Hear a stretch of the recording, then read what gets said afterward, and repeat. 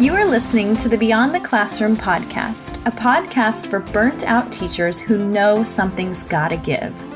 After teaching for 14 years and feeling completely burned out for way too long, in May of 2022, I made a big decision and left the classroom. I now help burnt out teachers like you take back balance and joy so you can wake up every day loving your life. In this podcast, we'll explore who you are beyond the classroom, whether you're considering leaving or wanting to make changes so you can fall in love with teaching again. Either way, I understand what it's like to be living a life that looks fun and cute on the outside. You know, summer's off, playing all day, off at 2 o'clock every day, but actually feels miserable and draining. I'm your host and coach, Sandy Patterson, and I'm so excited to help you step into your fullest potential and believe in that potential to make an impact on the world, not just survive each day. Are you ready? Let's do this. All right, you guys, welcome back to another episode of the Beyond the Classroom podcast. I am Sandy Patterson, your host and certified life and business coach. And I am so excited, you guys. I have Dora Rankin here with us today. She is the author of the newly released Heart Cell book. I have it right here in front of me. I'm so excited. And I've actually been working with Dora for about 6 months now. She's incredible. Welcome, Dora. Hello. Hi. So happy to be here. Thank you so much for inviting me onto your podcast, Sandy. Oh, girl, I am so happy to have you. And I'm just so thrilled. I was telling Dora before we started recording, I'm like, I feel like I'm out of my league here because I really, really admire you. I really look up to you and I love your mission and what you do to help women. So I'm super excited. So let's start off. I always like to ask my podcast guests a few just fun questions before we get started. So don't think too hard about these questions, just to get to know you a little bit more. So first question is, where are you located right now and what is the weather like there? Oh, fun. I am located. Yeah, this is a good one. I am inside my camper right now. So, my husband and I became avid campers after our daughters graduated. And during COVID, when you couldn't travel, we got a camper. And so now we have it parked about 45 minutes from our home. We're Midwest, we're in Ohio. So 45 minutes, and we hang out here all the time and it's lovely. I get to do work. Sometimes I have clothes on, sometimes I don't have clothes on. Throughout the week, not a lot of people are at the camper, and the weather right now is very wet, but I love a good storm. I love a good storm, rain. It's actually quite pretty. So, yeah, that's where I am. I love it. Thank you. I know I always see your pictures pop up of you camping, and that's so incredible to run a business and to have that freedom, right? Is something that's really, really magical. So, so cool. Okay, next question. What is one thing that most people don't know about you? Oh goodness. I wear my heart on my sleeve, and a lot of people know a lot of things about me. So thinking up something that people don't know about me, but since no one on this podcast knows me, so I can just say Yeah. anything. I would say that something that a lot of people don't know about me is that I'm not actually here. I am camping. I am actually not outdoorsy at all. Um, but here I am camping. Um, and I say that because I I have a story where I wanted to date this boy so badly. Yeah. I say boy like we were in high school. I was like 30 something. But I wanted to date this guy in my 30s, and he was super super outdoorsy, and I was single at the time. It was before I remarried.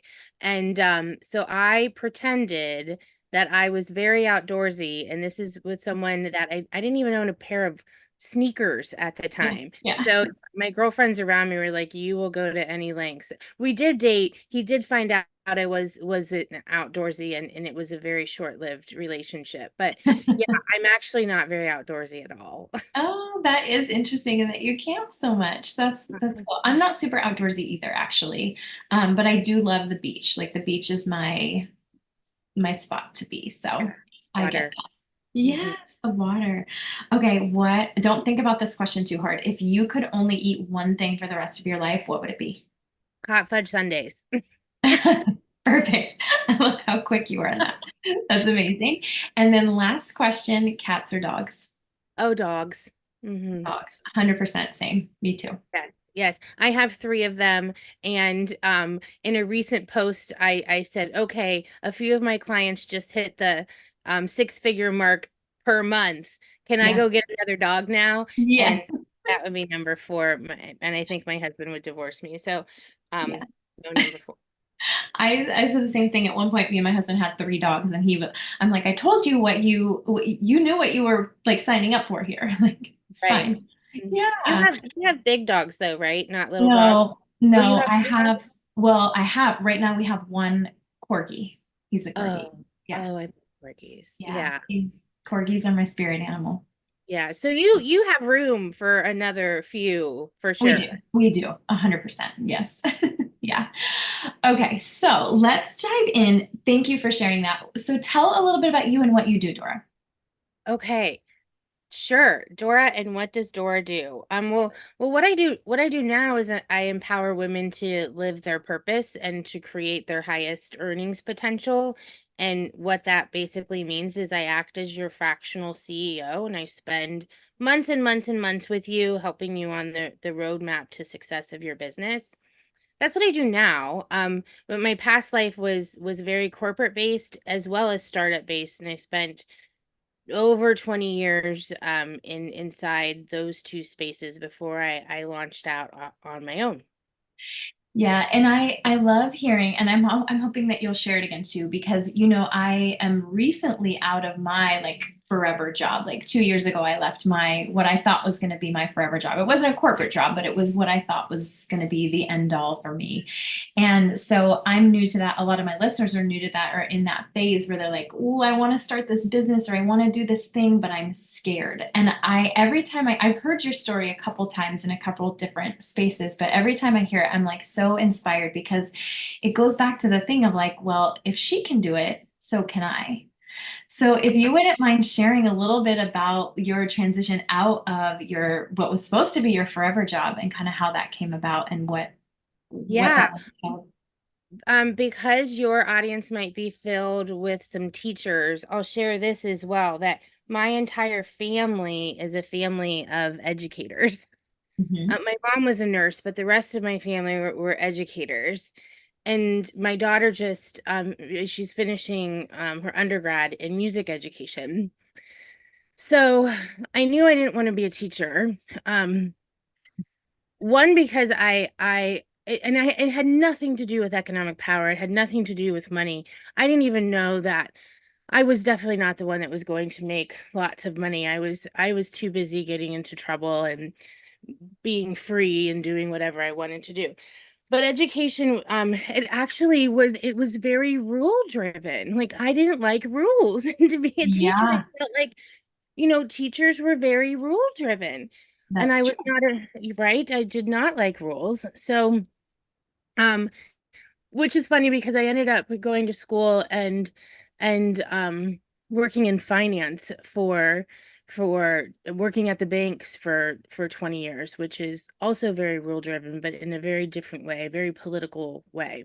Mhm. So how I ended up getting to starting my own business, well, there's two stories.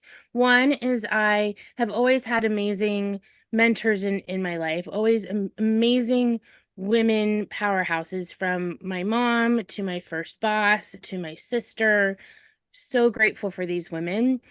And I knew I wanted to help women. I had gone to school and studied women's leadership, but I was standing in a room filled with 3,000 people speaking about being in fintech at the time, and I Mhm. looked out into the sea of people, and there were three women in the room, and I just knew that there had to be something else. So I exited the startup within 3 weeks. This was when I was with a startup, and exited that startup.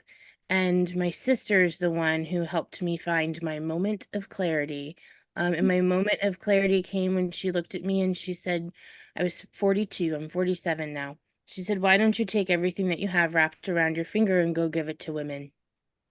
And then Mm. that moment, I was like, okay, I know I can do this. I needed the permission, and then I could take action. And so I look at moments of clarity like that one as moments that if I don't take action, it's just going to become another moment. And so many moments in our lives, they just pass. And at Mhm. that moment, because I had clarity and I took action, it really mattered what I was going to do next. Oh, that's so amazing. And I mean, you're so right. Like those moments that we kind of pass or we don't take time to notice, they can really change the trajectory of not only your life, but of other people's lives as well. And what you're doing is so incredible. So, will you share a little bit about what you do now, like the nitty-gritty of what you help women do now? Sure. Yes. So it was all unicorns and rainbows. It still is. As it No. always is, right? No. Right. Right. I Yeah. just ran off into the sunset of clarity being a business owner. Yes. No, I actually I didn't even when I came into to the world of being a business owner, I had two things behind me. I had years of corporate life, and I had years of startup life. But what I didn't know is that I had been building other people's businesses. I don't know if many of you can think of, even in like, how many things have you been building for someone else? And Mhm. I was just graced with building literally building other people's businesses. So I was inside building the roadmap for CEOs and for startups. And so it's in my DNA to know what to prioritize when you're starting a business. But I didn't know how to do that for myself. Mm. And I don't think any of us really know how to do it for ourselves. We will flounder, we will fledge because there's this thing that gets in our way. It gets in all of our ways, and you probably know what I'm going to say. And it's our brain, it's Yeah. our mindset. Yeah. And so no matter how much I knew, no matter Mhm. what road I knew to take, I still had this thought, these things that would pop up in my head that say, well, will women really need what I have? Are there too many other coaches out there? Mhm. Mhm. It's we all do this. So when I first started out, I fledged and I floundered like the rest of us, um, because I was trying to do it on my own. Yeah. Um, and then I made some really bad decisions on who I was going to have help me. Yeah. As again we do. Like I think we've all been there. I love everything that you're saying and I appreciate your honesty because you're right. Like I think oftentimes we do see the pretty parts of business. We see the success stories. We see how easy it is. We see how, how great people are doing, but we don't necessarily see that beginning part where it's basically a shit show, right? Like it's we Yes. don't know, and you just described it so beautifully and so perfectly. And yeah, oh, it's Yeah. just amazing. Go ahead. Well, I always follow people I want to be like. Uh-huh. Been like that since I was a little girl. I wanted to be like my mom. I wanted to be like the president of the bank. And I love working with women that have those same types of role models. I have a client that's role model was Jane Goodall. I have a client that's role Mhm. model was Hillary Clinton. I but sometimes we follow the wrong role models, and when we do that, we learn just as much as we would learn from the role model that we want to be like, right? So even when we make those decisions, we're going to learn from those decisions, and I've absolutely learned from those decisions. But for the first year or so, that's what it was like. And then I leaned in and I found my coach, like my coach for Dora, like the Mhm. one. Mhm. And then I leaned in and I leaned into my own process heavily. And I owned some things that I tell all of you. I owned that I'm the expert at this Mhm. thing that I really leaned into. And I Mhm. owned that my clients were always going to be there, that they really did need me. Mhm. And then I owned that it was an absolute no-brainer for them to work with me. So I owned those three things that I preach to all of you. And things started to get a little easier. Yes, yes, yes, yes. I love that. And I love I love the Voxer messages from you. You remind us of those things so often. And it's hard to step into it though in those beginning phases, I think. So having the people there to support you and push you along is so, so important. I'm curious, so you said I'm really good at like I was really good at doing this for other people, but I didn't know how to do it for myself. So you know like what to prioritize in your business. What would you say, like, how do you decide what your priorities are in business? How do you determine what they are? I giggle at this because let me tell you, this is funny. If you decide to play this, whether you do or not, but I have to tell you this. Yeah, tell me. So I have a team now, which is lovely. Yeah. But my chief of staff, my partner in crime, her name is Mira, and and I'll I'll do things Yeah. that will drive her crazy. Like this morning, I messaged her saying, "Huh, maybe I should be like Jenna Kutcher. Do you think I should start some Pinterest marketing?" Oh my gosh. Right? And Yeah. nothing against Jenna. Yeah. Jenna's a Yeah. beautiful soul, and she's made a beautiful business and has Sure. helped so many women. But I go to Mira and I was like, and Mira's like, "That's great. No, Stop it. Stop that no." right now. Yeah. So, Yeah. so here's what's great is that, and I share this with my clients that we can simmer on things, but we don't have to do every single thing that we see. And I'll see something and I'll be like, "That's brilliant. I should do that too." And Yeah. instead of doing it, I now can pause. I can now spitfire it out to my team and say, "Do you think we should do Pinterest marketing?" So I can turn into Jenna and she'll say, "No. Why don't Yeah. you go back and do the things you're really good at again? What Yeah. are you the Yeah. expert at?" And like Yeah. reminds me, oh, I need to focus on the heart cell. I need to focus on what I'm really good at, not Yeah. try Pinterest marketing, which I know nothing about. That's how I figure Yes. out how to prioritize. I prioritize based on what I know I'm really good at. And the areas that I'm not good at, that's what I have Mira for. That's what I have my team for. Mm. I say, okay. And if you don't, like when I started, I had no one to outsource to, right? It Yeah. was Yeah. all me. I was the entire organizational chart, your CEO, your Yeah. COO, CMO, we're everything. And so Yes. Yes. the only thing to prioritize are two things. One, are you the expert? Uh-huh. Owning, unwavering that you are the expert, your mindset is everything. And Mhm. then the second is how are you going to get someone to buy your thing? Period. Mm. Sales, sales, and a little bit more sales. Yeah, That's and I was gonna say you what you are really good at too, and this is what you've helped me with too, because when I sat down with you, I and you just said this so beautifully too, like it's never really knowing like how to do the thing. It's just like sitting your ass down to do it and like making it happen, right?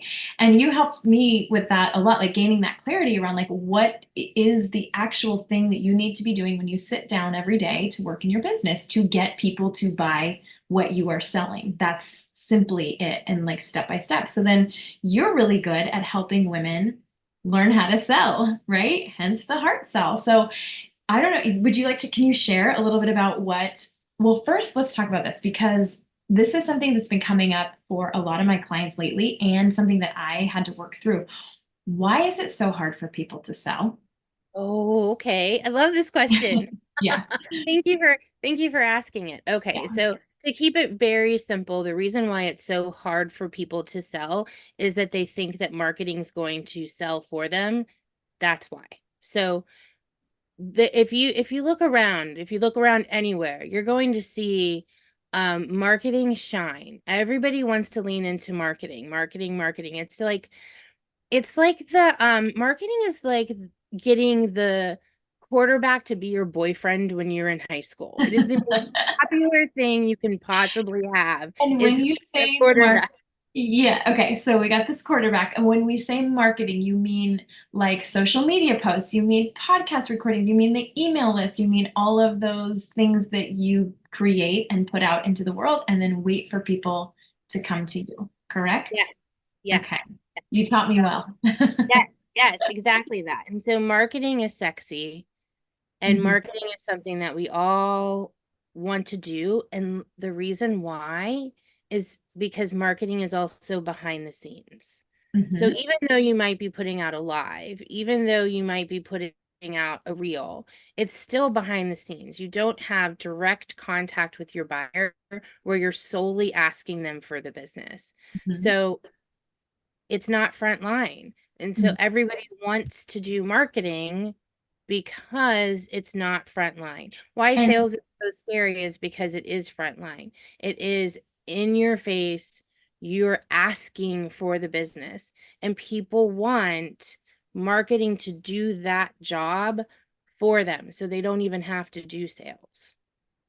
so good. You just explained that so perfectly. And it just makes so much sense because I think, and oftentimes too, like a lot of people and I was guilty of this too, like we spend so much time on that marketing piece of it. And then we wonder, like, why isn't it working? Why is nobody buying? Like, what am I doing wrong? Well, it's because you're missing this whole sales part, Yeah, right? you're not doing anything wrong, but Right, marketing right. marketing is out there telling you do more marketing, do more marketing. You Mhm. don't have to do sales. You don't have to do sales. Marketing's really Mhm. good at marketing that you don't have to do sales. Yeah. So the breakdown, really simply, the breakdown when I started, not my business, but when I built out a startup, a really complex startup, this is where I had that moment of truth. I did it too. I hired the marketing team. We built everything you could possibly think of to sell this complex thing that we were selling. Mhm. All the sales pages, all the funnels, everything you can think of. And we launched it and we went to market. And Mhm. I thought everybody was going to buy it because I was in love with it. It was Mhm. a great product. It was a way to get money into marginalized communities and money into small businesses. Like it was brilliant, love Yeah. affair. But with this grandiose marketing campaign strategy, all this money put into marketing, when we put it out there, crickets. And I know I'm preaching to the choir because we all know this. Like, we know Mhm. that we'll put together this grandiose marketing campaign and we don't fill the program. We can't sell the offer. Yeah. We continue to do it anyway. And so when I found that out, that's when I put together my IP. That's when I put together the heart cell. So back in the day, years ago, 10 years ago, that's when I said, okay, there's only four ways for us to get sales. And the four ways for all of us to get sales, no matter what industry you are, is knowing your audience, knowing your partners, understanding your ecosystem, and then lastly, the marketing that's going to nurture all three. So owning the fact that marketing is about 20% of your strategy, and it's going to nurture your sales process. It's going to nurture what you're doing outbound versus waiting reactively for your marketing to quote unquote work. Yes, and that's what I was going back. So this is kind of coming back to what you're talking about. Like I focus at what I'm really good at, and you're really good at helping people like me who are like, okay, I'm doing 80% marketing and it's not working. What's like, how do I need to shift this here, right? And that's where you come in. That's where the heart cell comes in. And I would love for you to share a little bit about the heart cell and your method and what makes it so different and so special. It's actually super simple. Mhm, It's just nobody's doing it. mhm, So that's why I wrote the book. My mhm. husband came to me in another moment of clarity and said, honey, I think you should write the book about everything that you're doing. Yeah. And I said, okay. So a year ago, I started working with a team, wrote a book about what I just said. How do we actually go out there and do things that are going to create revenue instead of just continuing to spin our wheels and think I should do Pinterest marketing. Like Yes, yes, we yes. all do Squirrel. these things, right? So Yeah. I wrote a book about what to prioritize, how to prioritize it, step by step from what, how, and where in a really simple way. So every woman that's starting out or scaling can say, what should I be doing every day? And I love this too. And I said this to you the first time that I think we chatted. I love your energy and I love your demeanor. And I love how you do break things down in a way that doesn't make me feel dumb because I don't know what I'm doing, but I don't want to admit that. Right. And I don't think a lot of people do want to admit that, but I'm like, I want this to work. I need help, like help, help. And you do such a beautiful job of breaking it down and making it very doable and very simple. And you and I have had some, I think you called them like come to Jesus moments, like this is how it's got to be. This is what you got to do. So I just wanted to throw that in there for you. Yeah. Is the Thanks. book, yeah, is the book officially out? Yes. Yeah. Hey, so you guys can order it Officially. on Amazon. Yeah, we'll Yeah, link it in the show if notes. you're, I don't know when this is gonna launch, but book tours are coming. So if you pick up the Heart Cell and check out my website, I'll be in I'm hoping to do something in Atlanta when we're all in Atlanta in November. And then I have a thing in New York City coming up in late July. So there's some pop-up book signings happening, some speaking on the Heart Cell. I'm really excited about it. I just question just popped into my head too, and I'm just curious about this. So would you ever have imagined like, I don't know, Mm, 20, 30 years ago, like this would be your reality? mm. Thank you for asking that. Yeah. Um, One of the things that I love to do when I kick off like a private client relationship, we'll run away together. We run away together for a long weekend. I call them the benchmark and build. I call them retreats. But Mhm. really that's their intensives. But it's a way for me to get them there. When I call it a retreat, it just sounds fun. So fun. Um, Yeah. Yeah. yeah, intensive sounds like a lot of work. Scary. Uh, Yeah. but we spend a few days together benchmarking their business, building out some strategy and uncovering just all the things. But when we kick it off, we start out with doing an NLP exercise to envision what the future could look like for you, and to also go backwards and vision what you've been through already. And I Mhm. love starting out retreats that way because we go back a few years and then we go forward a few years. And I always ask the women afterwards, which one was hard? Which was harder, going back or going forward? And every woman has a different answer, right? It's a matter of what chapter they are in their life and what were the things that they had gone through, where are they going now? And Mhm. so it's funny that you asked that because I just got back from a retreat in New York with a client. And so this morning I was sitting at the camper and I like did my own NLP exercise and I took myself back just a year. And I was like, before the book was even written. And here I am a year from now, or year later, summer 2024, and the book just launched.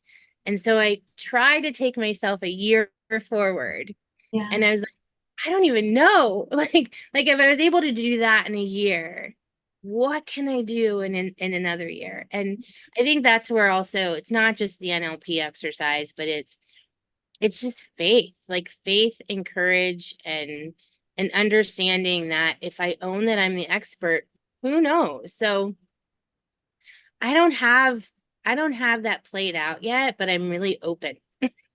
I love that. And there's so much beauty in that because when we're open like that, there are opportunities, like you said, that we don't even know about yet. Like we can't even imagine yet that are there waiting for us. And we just have to be open to accepting them and allowing ourselves to be great, right? And I love that you also mentioned too, like looking back. When we look back, we tend to look at all the hard things that we've done. And moving forward, we don't tend to give ourselves credit for the hard things that we've already done. Like we've already done really hard things. We can do this. You just have Yeah. to keep pushing, right? Yeah, when you look at if you look and your listeners look at and list out 3 or 4 things that you've accomplished just in Mhm. this last year, you'll surprise yourself. So if you're able to do that just in a year, imagine what you can do a year from now. Yes, with the strategy and the right mindset, right? all about doing the right things in the right headspace, I think. That's been a big aha for me in this whole business thing, because I think so many people want, the checklist, right? They want you to be like, here, do this, do this, do this, but it's not really Yeah. like that. It's messy and it's not linear. Right. Yes, agreed. Okay, so Dora, one last question for you. What advice would you give someone who is like terrified of selling? Mm. The advice I would give someone, here's the thing, I would say like 90% of the people out there building businesses are telling themselves that they're terrified of selling. And they're Mhm, telling themselves that they're terrified of selling because they're assuming that they're going to come across the way that they feel when someone sells to them. mhm, So the terrified, that fear, that anxiety, that, oh my gosh, I don't like the word sales, is mhm, because you've been sold to in a way that makes you feel a certain way. And mhm, you don't want anyone else to feel that way. mhm. So you try to lean into marketing so other people don't have to feel the way that you think they're going to feel. And I just played out an entire Friends episode if you guys watch Friends. So here's what I ask for you to do. I ask that you stop assuming. Stop assuming that your client is going to feel sold to, and to Mhm, start owning that the passion that you have around your business, it is your job as the CEO. It is your job to create that passion in others. It mhm. is not their job to come to you with that passion. So if you start owning that, sales doesn't become scary. It becomes you're passionate about it because you want to shout it from the rooftops.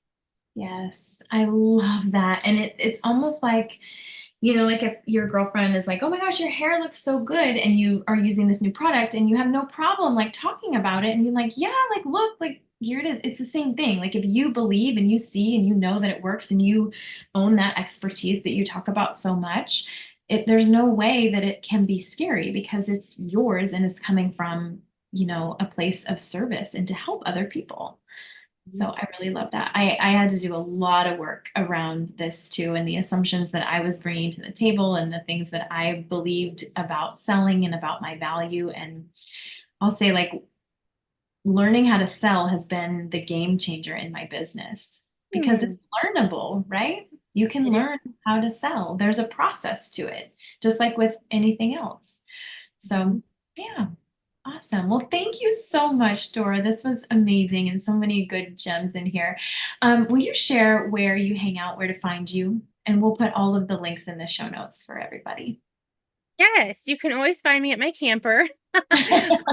But no, honestly, I can be found at dorarankin.com. All my stuff is inside the website. The book is there, all the courses that I teach. And my door is always open. So if you ever want to just come and chat and talk about what's going on in your chapter and on your path, my door's open. Yes, I love that. And she truly means that. You really mean that. I know from experience. So, Dora, thank you so much for taking time from your camping trip to be here. And I just appreciate everything that you do for both me and, women everywhere. Let's make money. Thank you, Sandy. Thank you so much. Thanks so much for listening to this episode of Beyond the Classroom. If you know something has to change and you're ready to take the next step to make it happen, whether it's in or out of the classroom, let's talk it through together. Schedule a no-obligation chat with me and we can talk through where you're stuck, how to get you unstuck, and how to keep you moving forward. Schedule your free call today by clicking the link in the show notes. I can't wait to connect with you.